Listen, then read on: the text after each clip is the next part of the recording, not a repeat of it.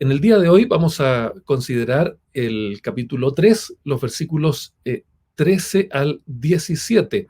Ahí vamos a leer la palabra del Señor, así que si usted ya tiene su Biblia a mano, le pido que pueda abrirla a Colosenses capítulo 3, versículos 13 al 17, para dar lectura a la palabra del Señor. Ahí está. Vamos a leer la palabra de Dios en el nombre glorioso de nuestro Señor y Salvador Jesucristo. Soportándoos unos a otros y perdonándoos unos a otros, si alguno tuviere queja contra otro. De la manera que Cristo os perdonó, así también hacedlo vosotros. Y sobre todas las cosas, vestíos del amor. Vestíos de amor, que es el vínculo perfecto. Y la paz de Dios gobierne en vuestros corazones, a la que asimismo fuisteis llamados en un solo cuerpo, y sed agradecidos. La palabra de Cristo more en abundancia en vosotros, enseñándoos y exhortándoos unos a otros en toda sabiduría, cantando con gracia en vuestros corazones al Señor con salmos e himnos y cánticos espirituales, y todo lo que hacéis, sea de palabra o de hecho, hacedlo todo en el nombre del Señor Jesús, dando gracias a Dios Padre por medio de Él. Bueno, que el Señor añada bendiciones a la lectura de su palabra en esta mañana. Si usted ha estado con nosotros en los cultos anteriores, se habrá interiorizado entonces de cómo Pablo aborda esta parte práctica en su epístola usando la figura del vestuario. Él dice que debemos vestirnos de estas diversas cualidades que hemos estado considerando. Primero nos invitó Pablo a despojarnos, ¿cierto?, de todo lo que tiene que ver con el viejo hombre, en esta linda carta que él escribe a los colosenses, todo lo que había que dejar fuera, todo lo que había que sacar de nuestro corazón, y luego todo lo que hay que tener o lo que debe caracterizar a un hijo del Señor. Por eso hoy día vamos a ver las últimas 4 cualidades distintivas, o siguiendo esta analogía del vestuario, las 4 prendas distintivas de un creyente verdadero, de un escogido por el Señor. Y la primera de ellas es lo que podríamos denominar un perdón responsable. Un perdón responsable. El versículo 13 que hemos leído dice: soportándoos unos a otros y perdonándoos unos a otros, si alguno tuviere queja contra otro. De la manera que Cristo os perdonó, así también hacedlo vosotros.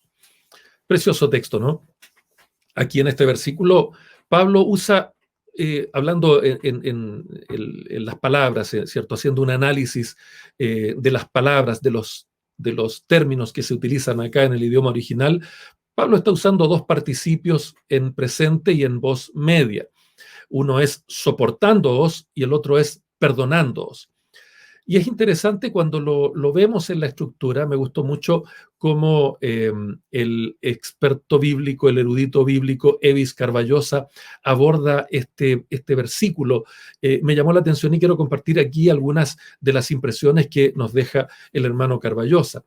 Él dice que aquí donde dice soportándoos unos a otros y perdonándoos unos a otros, si alguno tuviera queja contra otro, esta construcción acá desde la perspectiva de la gramática, de cómo está redactado este versículo, se puede notar que el participio es un accidente gramatical que indica una acción continua en la cual no existe la noción del tiempo, sino que esta noción se toma del verbo principal en la acción.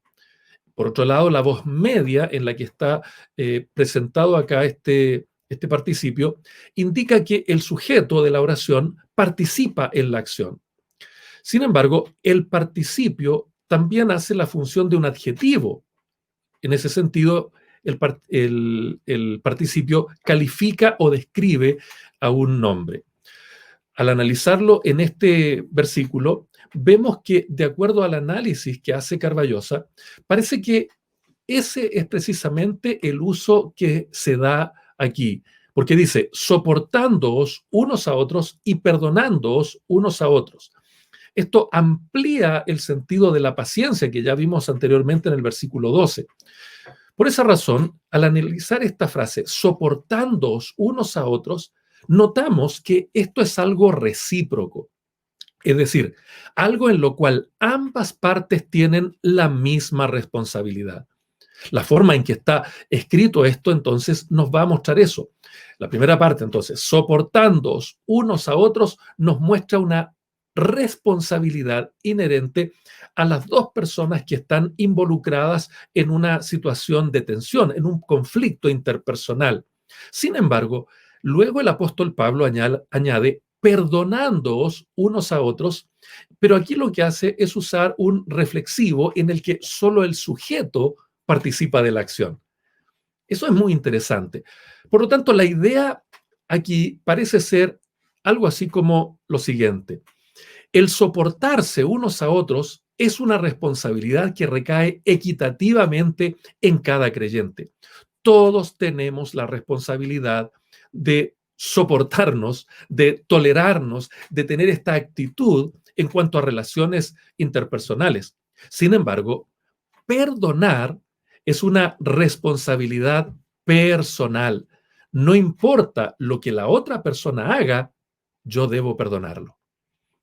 Es muy fuerte esta conclusión, indudablemente, pero esto es lo que el apóstol Pablo está enseñando. Es decir, todos tenemos la responsabilidad colectivamente, equitativamente, participativamente, de tolerarnos, de soportarnos, de desarrollar relaciones en las que seamos conscientes los unos de los otros de nuestras faltas y de nuestras debilidades y soportarlas, sobrellevarlas. Sin embargo, aquí hay una responsabilidad que es personal, que es individual. Independientemente de lo que el otro haga, yo debo perdonarlo. ¿Y cuándo debo perdonarlo? Cuando alguno tuviera queja contra el otro. El énfasis de esta segunda frase está en que la posibilidad de que pudiese existir alguna queja bien fundada por parte de un creyente contra otro, entonces eso se debe canalizar mediante el perdón. No hay otra alternativa para que una comunidad de fe como Colosenses, como la de los colosenses, o nuestra propia comunidad de fe pueda vivir la vida cristiana, tenemos que hacernos responsables del perdón. Ahora, ¿cuál es el estándar del perdón? La palabra del Señor aquí añade, y Pablo les escribe a los colosenses y les dice, de la manera que Cristo os perdonó, así también hacedlo vosotros. El adverbio que utiliza Pablo aquí, de la manera, significa en la misma proporción. Impresionante, ¿no? De modo que en la misma proporción en que Cristo nos perdonó, así debemos nosotros perdonar a los demás. El cristiano entonces debe perdonar porque Cristo lo ha perdonado. Repasemos entonces este versículo.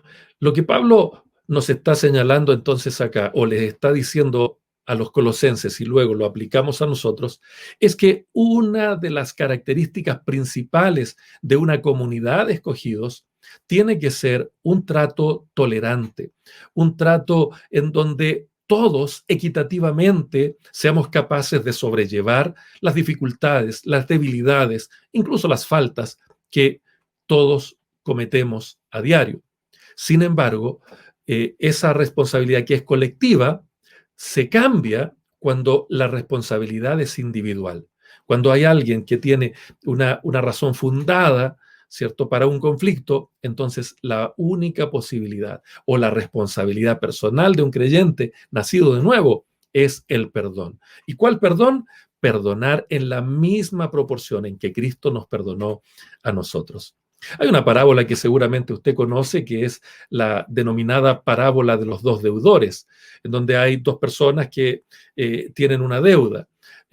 Una primera persona tiene una deuda enorme, tremenda, descomunal, una gran cantidad es adeudada por él y va hasta su acreedor a rogar, a suplicar, y el acreedor le tiene misericordia y le perdona la deuda.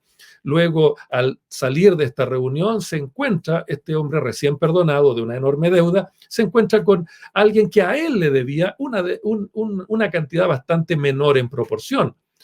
Pero al verlo, en vez de tener la misma actitud generosa que tuvieron con él, se ensaña con esa persona, le increpa y le dice que le tiene que pagar y no tuvo la misma consideración que él rogó hace un poco de tiempo atrás. Al considerar esto, el perdón que había recibido se transforma en una situación muy triste para él, muy dolorosa para él. ¿Qué nos enseña esta parábola? Estoy resumiéndola muy rápidamente. Simplemente nos enseña que la gran razón por la que tenemos que perdonar a los demás es porque a nosotros el Señor nos ha perdonado algo muy grande. A veces públicamente nos mostramos muy tolerantes. Dejamos en claro frente a los demás cuánto hemos tenido que soportar a una persona o a un grupo de personas. Sin embargo, a la hora de perdonar, parece que nuestra responsabilidad se extingue y nos esforzamos por justificar nuestra falta de perdón. Esto ocurre porque nos olvidamos o conscientemente nos negamos a reconocer cuánto nos ha perdonado el Señor. Está bien ser tolerantes, pero todavía más importante es ser perdonadores. Amados hermanos, que cada vez que tengamos que perdonar, no pese tanto el daño que hemos recibido de parte de quien nos ha ofendido, sino que pese mucho más la enorme carga de nuestros pecados que Cristo tuvo que cargar sobre sus hombros para perdonar nuestros pecados. Que esta prenda del perdón realmente sea una característica distintiva en cada uno de nosotros. En segundo lugar, el apóstol Pablo nos presenta otra cualidad adicional que la podríamos denominar un amor prioritario. Versículo 14 dice así: y sobre todas estas cosas, vestíos de amor, que es el vínculo perfecto. Aquí Pablo va a revelarles a los colosenses cuál es la prenda más destacada, la que debe estar por encima de todas las otras prendas, la que tiene una posición más elevada en el vestuario de un escogido, la más imprescindible de todas, la que no puede faltar, la que debe destacarse más que todas, es el amor. Y esto se enfatiza con la frase "y sobre todas estas cosas", como algo fundamental, como algo imprescindible. En el original griego no aparece el verbo vestíos, pero se reitera en conexión con lo que ya Pablo dijo en el versículo 12, para así entender de qué se trata la inclusión del amor en este versículo 14. Los escogidos deben vestirse de amor. La palabra amor acá es en el original griego agapein, que siempre se utiliza en el Nuevo Testamento para referirse al amor de Dios. No solamente es el amor la corona, ¿cierto?, que debe caracterizar el vestuario de un redimido, de un escogido. No solo debe ser la prenda más destacada, la que debe estar por encima de todas, sino que además Pablo dice que el amor es el vínculo perfecto, el conector perfecto, el que une todo en perfecta armonía. Vínculo es aquello que une elementos que son distintos entre sí. A propósito de lo que estábamos recién analizando acerca de la tolerancia y del perdón, cuando hay diferencias en una comunidad de fe. Acá Pablo dice que el vínculo es lo que une usa la palabra vínculo, que significa algo que une elementos distintos entre sí. Ahora, figurativamente, esta palabra vínculo acá puede referirse a los ligamentos del cuerpo, como ha mencionado Pablo en el capítulo 2, versículo 19, que ya hemos estudiado. Pero en particular acá se refiere a los vínculos, a los conectores que unen a la iglesia como el cuerpo de Cristo. Es decir, una unidad entre cada uno de los miembros. El amor es ese conector, el amor es ese vínculo, el amor es lo que va a motivarnos a ser tolerantes, es lo que va a motivarnos a considerar cuánto Dios nos ha perdonado a nosotros para poder perdonar a los demás. El amor es lo que va a unir lo que está dividido, lo que está ahí quebrantado. Otra parábola nos puede servir de buena ilustración para esta parte del sermón, porque si pensamos en la linda historia que Jesús relató acerca de este hijo pródigo, de este hijo perdido, nos vamos a dar cuenta que sin duda alguna fue el pecado lo que dividió a esa familia. El egoísmo del hijo pródigo, la ingratitud de este hijo pródigo, la envidia del hermano mayor, tenía a esta familia claramente muy desunida. La había convertido de ser una familia próspera a ser una familia bastante disfuncional. Sin embargo, el pecado que desunió a la familia se superó de manera extraordinaria con el amor prioritario del Padre que hizo que esta familia se volviera a unir. Romanos 5:8 dice, mas Dios muestra su amor para con nosotros, en que siendo aún pecadores, Cristo murió por nosotros. El amor prioritario de Dios no espera a que seamos limpiados del pecado para amarnos. Dice que nos amó siendo aún pecadores. Cristo murió por nosotros. Cristo murió cuando estábamos muertos nosotros en delitos y pecados para darnos vida juntamente con Él. Qué precioso es. Qué grande es el poder del amor de Dios. Qué capacidad poderosa tiene el amor de Dios para unir. Nuestras relaciones interpersonales parecen ser muy frágiles. Nos da siempre la sensación de que basta un pequeño conflicto para que quienes se han jurado amor eterno se enemisten hasta el extremo. Valga esto para el matrimonio, valga esto para las relaciones familiares, valga esto para las relaciones laborales, las relaciones nacionales, cualquier forma de comunión o relación entre personas parece destruirse cuando hay un pecado, cuando hay una maldad, cuando hay falta de perdón, cuando hay algo que desestructura esa relación. Sin embargo, lo frágil no son las relaciones. Lo frágil es en realidad el amor. Cuando el amor ágape cubre todas las demás prendas del carácter de Cristo que se está desarrollando en nosotros, entonces no nos va a costar tanto ceder nuestros derechos y amar sin esperar nada a cambio. Porque eso es el amor de Dios, eso es el amor ágape. Es ceder a los derechos para elegir, decidir, escoger amar a la otra persona sin esperar nada a cambio, sin esperar una retribución de ningún tipo.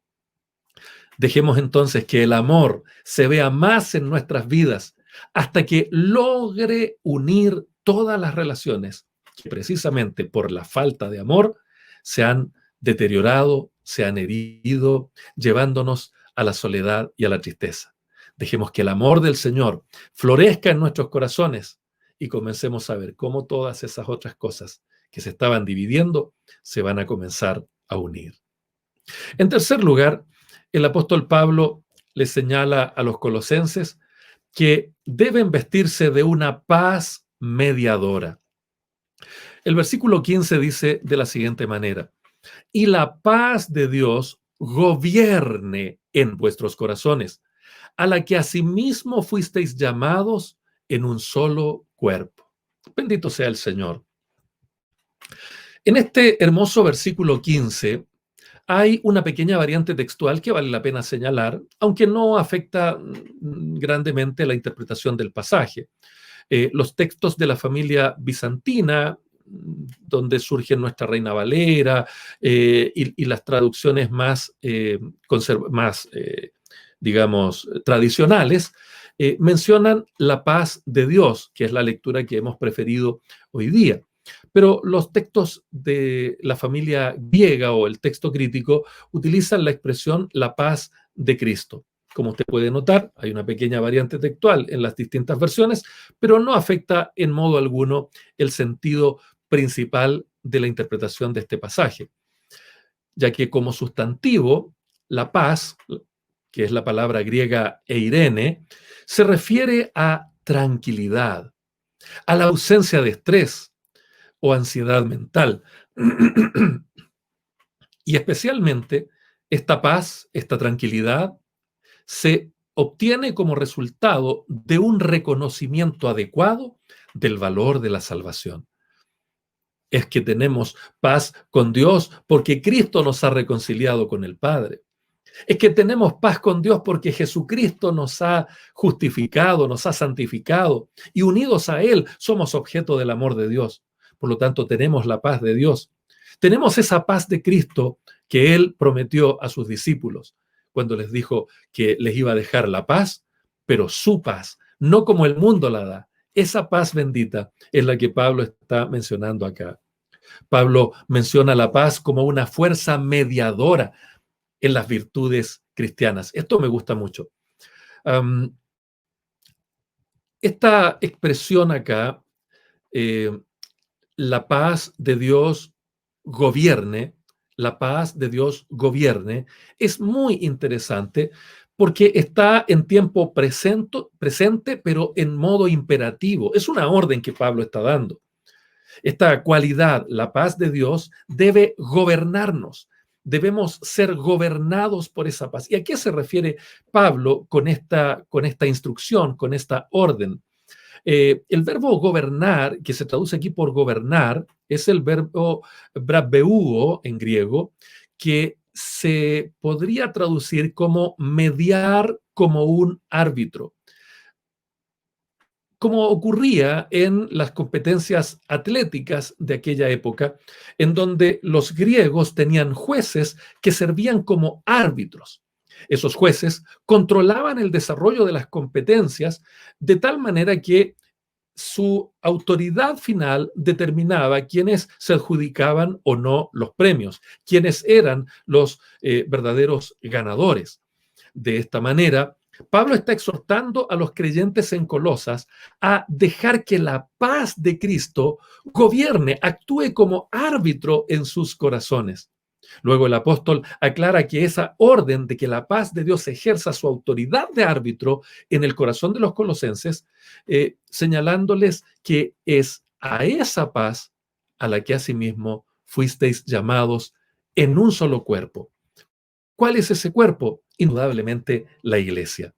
En la iglesia del Señor es donde vamos a experimentar esta paz bendita de Dios que va a poner orden en nuestros corazones, que va a dirimir en nuestros corazones cuando estemos complicados con una situación que seguramente nos va a afectar nuestras relaciones interpersonales. Allí está esa orden entonces, que la paz de Dios gobierne en nuestros corazones. De esta manera es que el apóstol Pablo da esta instrucción y se parece mucho a lo que les dice a los Efesios en el capítulo 4, versículo 3 de esa hermosa epístola. Pablo les dice allí a los Efesios, solícitos en guardar la unidad del Espíritu en el vínculo de la paz. Y finalmente les añade también a los colosenses otro imperativo, otra instrucción en el mismo contexto de dejar que la paz gobierne nuestros corazones o sus corazones, y les dice al final, y sean agradecidos. Y sean agradecidos. La manera en que está redactado acá implica la idea de una gratitud continua, de una gratitud permanente.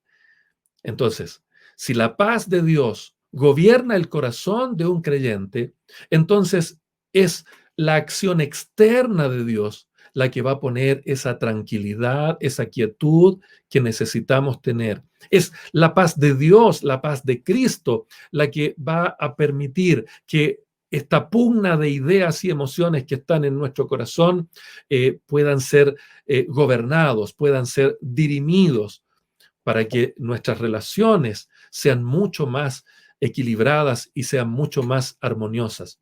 Y como resultado de eso, en el contexto de la iglesia, hay que mantener una actitud de gratitud hacia el Señor.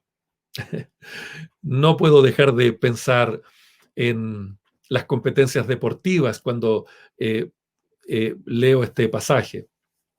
Porque hoy día ni siquiera la tecnología o los avances tecnológicos han logrado producir algo que sea realmente equitativo. De hecho, ni con el famoso VAR que se ha instalado en las competencias futbolísticas se logra superar la debilidad humana. La debilidad humana, el pecado humano, no permite que exista verdadera justicia, ni siquiera en los deportes, que son un simple juego. Basta un fraude, una colusión o cualquier otro pecado para que todas las bondades de la tecnología fracasen y no se haga justicia. De igual manera, cuando nuestras relaciones interpersonales están inflamadas por las actitudes de la vieja naturaleza, nada humano puede servir para mediar en nuestros pensamientos, en nuestras actitudes. Necesitamos la autoridad de un arbitraje que no se equivoca, que no fracasa, que no recibe cohecho. Y este árbitro es la paz de Dios. Estos imperativos son indispensables en nuestra vida, mis queridos hermanos. Obedezcamos a la orden de que la paz de Dios sea la que gobierne nuestros corazones y también obedezcamos este imperativo de ser agradecidos para que en la unidad del cuerpo de Cristo, que es la iglesia, podamos seguir edificándonos y creciendo para la gloria del Señor. En cuarto lugar, y ya para finalizar, vemos que Pablo termina esta hermosa figura del vestuario del creyente, instando a los colosenses a que se vistan con una palabra residente. Me gusta esta expresión, una palabra residente. Leámoslo en el texto bíblico. La primera parte del versículo 16 dice, la palabra de Cristo more en abundancia en vosotros, enseñándoos y exhortándoos unos a otros en toda sabiduría. Y la segunda parte del versículo dice, cantando con gracia en vuestros corazones al Señor, con salmos e himnos y cánticos espirituales. Una palabra que debe residir, una palabra que debe morar. En este versículo vemos de manera muy gráfica una caracterización de la iglesia cristiana. Vemos allí cómo se menciona la palabra de Cristo como el centro del culto, utilizada en el marco de la enseñanza y de la exhortación. Y luego vemos la adoración en varias de sus más hermosas expresiones, cánticos, salmos, de forma hermosa. Cuando tratamos de entender esta expresión, la palabra de Cristo, me gusta lo que dice el comentario Bacon. Señala allí, la palabra es la Biblia. Más precisamente, la palabra de Cristo.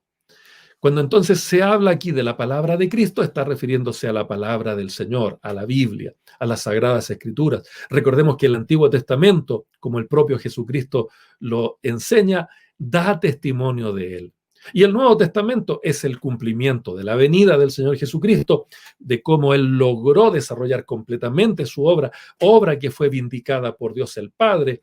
Y allí tenemos entonces todos los elementos del Evangelio, la encarnación del Verbo, la crucifixión o pasión del Verbo, la sepultación del Señor Jesucristo, la resurrección del Señor Jesucristo y la ascensión del Señor Jesucristo para ser glorificado en todo su esplendor. Entonces, toda la Biblia es la palabra de Dios, toda la Biblia es la palabra que da testimonio acerca del Señor Jesucristo. Y esa bendita y gloriosa palabra debe morar en el corazón de los escogidos. Esta palabra more, del griego enoiken, es un presente activo también en modo imperativo. Significa que la palabra de Dios haga hogar, haga su hogar en ustedes. La palabra del Señor debe no es ser pasajera en el corazón de un creyente, no debe ser una visita, sino que debe ser un morador, debe ser un residente permanente. Y para enfatizar aún más esto, Pablo dice que debe morar en abundancia. Este adverbio en el original griego significa que debe morar distintivamente o ricamente. Es decir, la palabra de Dios debe morar en la vida de un creyente de una manera identificablemente distinta. Y esto debe ser concebido en una manera caracterizada como grandes posesiones. Es decir, no solamente la palabra del Señor debe estar permanentemente en nosotros, sino que debe estar ricamente, abundantemente. Debe estar en una medida extrema dentro de nuestras vidas. La palabra debe tener una bienvenida y una habitación permanente como una riqueza invaluable y abundante en nuestras vidas, en nuestros corazones. Esto significa que los colosenses debían conocer tan bien la palabra del Señor que ésta llegue a permanecer en sus corazones y en sus mentes, con el propósito, indudablemente, de regir todas las acciones, los pensamientos, las motivaciones, cada una de las acciones y decisiones de los colosenses. Esa palabra es la única base o calificación para poder enseñarse y exhortarse unos a otros. Qué precioso y qué importante es esto. Hoy día, en que parece que está más de moda hacer frases clichés o pensar en los ejemplos de cualquier persona para compartirlos en la predicación, volvemos a recordar junto con Pablo que es la palabra del Señor, la base de las exhortaciones, de las enseñanzas, de todo lo que en la iglesia produzca relaciones y comuniones entre unos y otros. El apóstol Pablo incluso se presenta como ejemplo en esto cuando él dice que él predica solo a Cristo y a este crucificado. En este contexto también es que se encuentran las expresiones de adoración, cantando con gracia en vuestros corazones al Señor con salmos e himnos y cánticos espirituales. Es decir, solo se puede cantar de una manera espiritual, solo se puede cantar de una manera realmente llena de gracia cuando la palabra de Dios habita abundantemente en la vida de creyentes que continuamente son exhortados y enseñados en la palabra de Cristo. No hay verdadera adoración, no hay cánticos genuinos si estos no brotan de la abundante palabra de Dios en el corazón del salmista o del ministro de alabanza. Qué gran contraste, ¿no?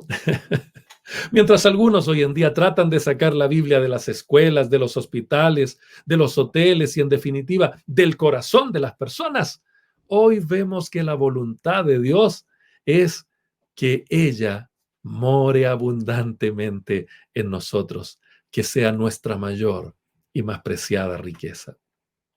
Pero la pregunta es para ti y para mí hoy día. ¿Qué lugar tiene la Biblia en tu vida? ¿En qué basas lo que cantas? ¿En qué basas lo que oras?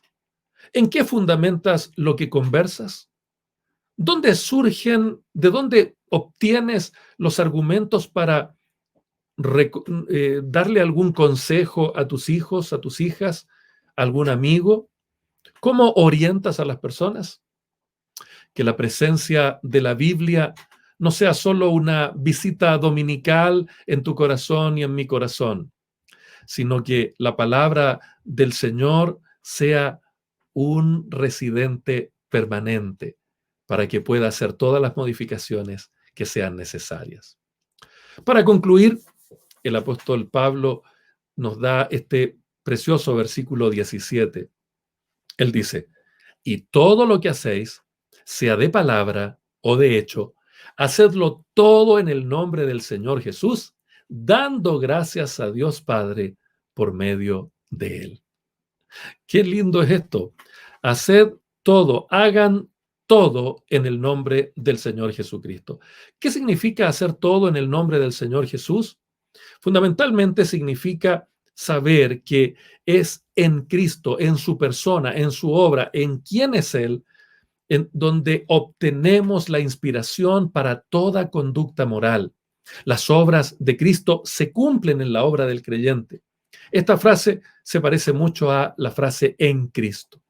Todo lo que hacemos, en todo lo que hacemos, en todo lo que emprendemos, en todo lo que pensamos, en todo lo que vivimos, Cristo debe ser el todo en nosotros.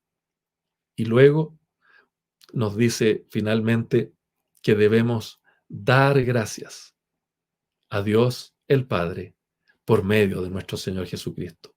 Solo la gracia de Dios derramada en el corazón de una persona para salvarle, para perdonarle y para redimirle, para cambiarlo de esta naturaleza rebelde, malagradecida e impotente, solo la gracia del Señor puede hacer esa transformación para que podamos ser verdaderos cristianos agradecidos.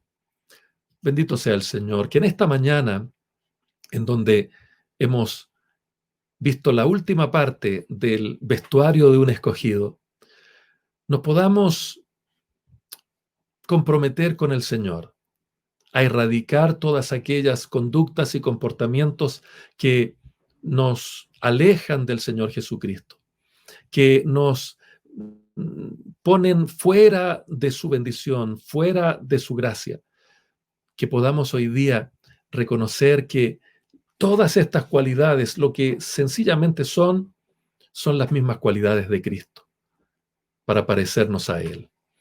Les invito a que oremos en esta mañana para que el Señor complete esa obra que ha comenzado en usted y en mí, y que a partir de ahora podamos tener ese vestuario, esa conducta, ese comportamiento, esas actitudes necesarias para ser verdaderos pacificadores, agradecidos hijos de Dios en esta tierra, y darle solo a Él la gloria, al único merecedor de alabanza.